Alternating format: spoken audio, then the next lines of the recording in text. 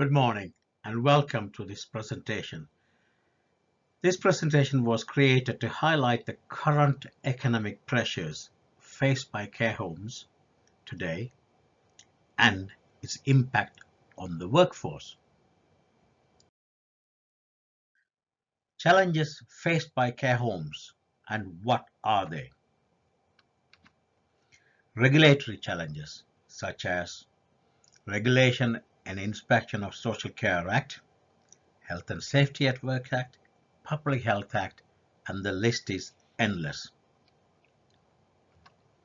Financial viability, an important pillar for any sustainable entity, be it public, not-for-profit, or for-profit entities. We must infuse realism in our vision for success of any entity, quality and value for money. Financial viability is a must for any independent provision with little or no grant aid or gifts. Balance in the books and reinvestment are critical for sustainability. Competition and market forces.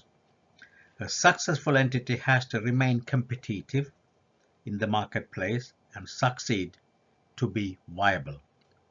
It has to be lean but strong. Staffing and consistency. Recruitment, training, and retention of a healthy workforce are key to success in delivering consistent care. Plan ahead and adapt with the time to innovate and be flexible.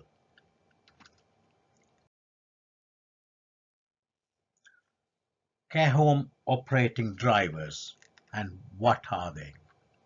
Food costs, energy prices, financing costs, staffing costs, and reinvestment costs. These are critical key components in any care home's budget.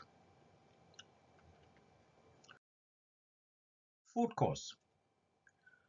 Food safety is paramount and must maintain necessary healthy balance between cost and quality.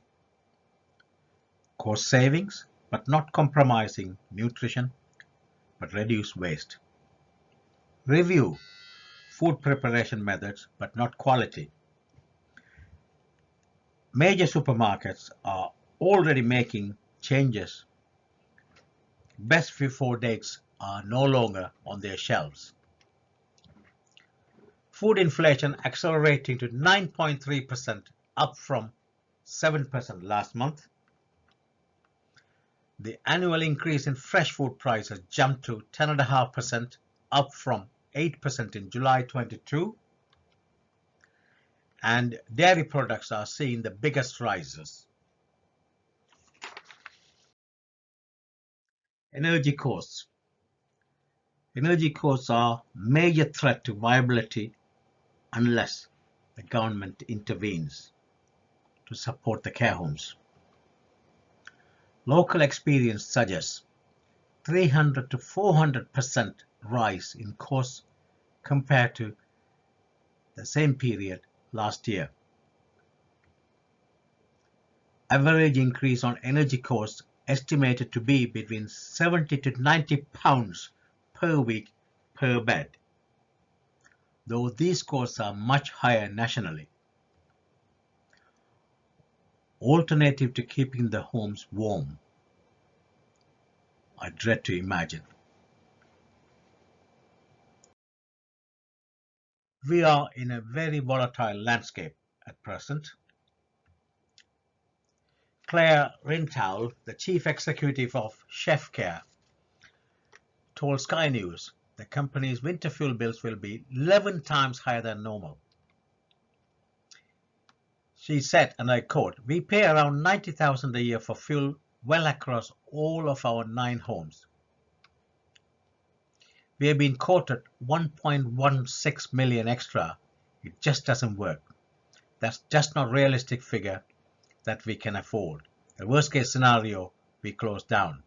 That is the absolute worst case scenario. End of quote. Escalating energy costs.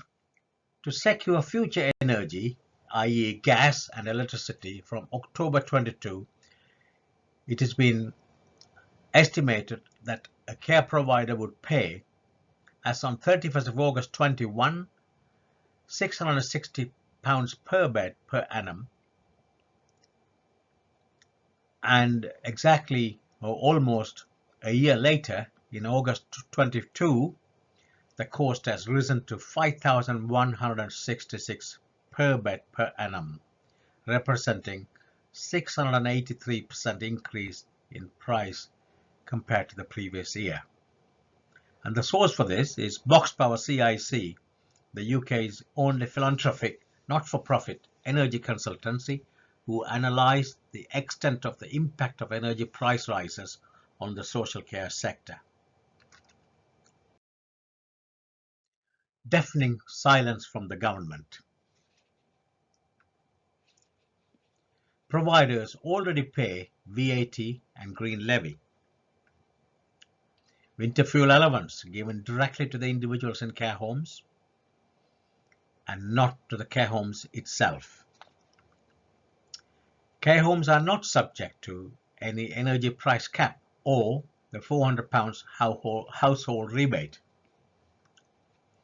Without targeted assistance, sustainability of the sector is shaken on a level never imaginable.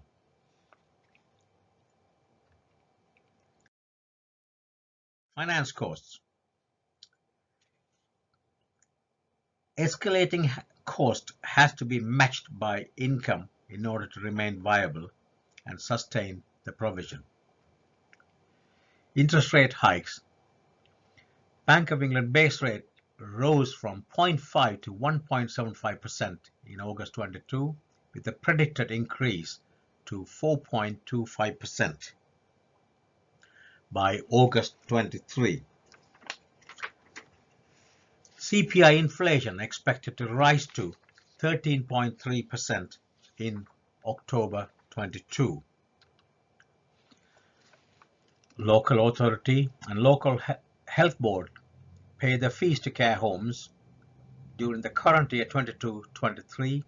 These remain static, as has over the past years. Is it sustainable? And if so, for how long? Staffing crisis. Inflation and escalating cost denting the spending power to make ends meet. Staff are leaving for similar roles but better terms and conditions in the local authority, NHS, or even in local retail jobs. Care workers are quitting care home jobs in the southeast, where the cost of living is much higher. They are quitting faster than they can be replaced. It's likely to get worse, not better, unless we act now. The Welsh Government, in its wisdom, has assisted the care providers with real living wage. The real living wage is no longer sufficient to attract and retain the workforce, as the cost of living has depleted the income potential. Policymakers and politicians have to understand how care homes are run. Providers are already making up shortfalls in the real living wage paid to workers in care homes, as the Welsh Government kindly made payments to registrable workforce, leaving the ancillary workforce such as domestic assistants, laundry assistants, catering assistants, chefs, and so on. A care home cannot be divided and ruled, and the whole complement of staff, they work hand in glove. That's how it operates. This meant some of the providers had to also pay their ancillary staff the real living wage. Where does that money come from? It has to come from within the budget. Providers are unable to match other competing sectors who have the flexibility to increase their prices, whereas care homes are in a constrained market economy where their prices are fixed and paid for by monopoly purchasers.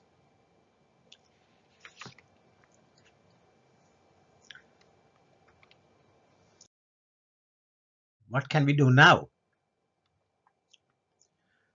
Professionals, local authority, local health board and the government has to understand the issues facing care homes. Local budgetary realignments has to be thought of for interim uplifts where possible. Canvass and highlight to the UK government to avoid catastrophic consequences. What are the dangers? One might ask. Potential closure of care provision, staff exodus to other sectors, people suffering without adequate care and support, substandard or reduced quality of care, leading to pressures on local authority, health board and the government with NHS overload.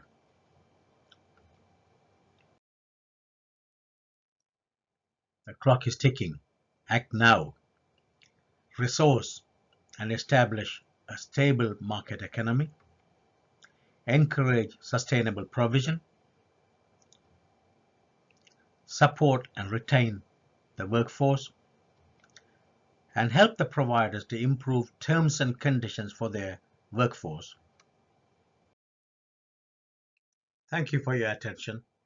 I can be contacted by email or telephone should you require any clarification or wish to discuss the contents. Thank you.